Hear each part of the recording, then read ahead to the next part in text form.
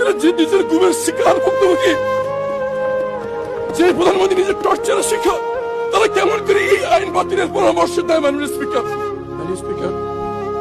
আমি আছি এখানে দাঁড়িয়ে আছি একটি অন্ধকার ঘর থেকে ফিরে এসে। এখানে আমার মতো আরো শত শত লোককে নিয়ে যাওয়া হয়েছিল, কিন্তু তারা আর ফিরে আসার সৌভাগ্য তাদের হয়নি। তাদের পক্ষ থেকে, তাদের পরিবারের পক্ষ থেকে একটি বিশেষ বিষয়ে আপনার দৃষ্টি আকর্ষণ, এই মহান সংসদ দৃষ্টি আকর্ষণ করতে চাচ্ছি। আমরা যারা গুমের শিকার, সে অন্ধকার ঘরে আমরা মৃত্যুর প্রহর গুনছিলাম।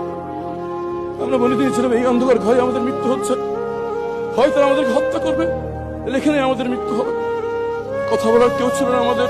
কীট পতঙ্গ পিঁপড়ার টিকটিকের সাথে কথা বলতাম, বাইরে বুঝতে পারতেন না বাইরে কি দিন না রাত।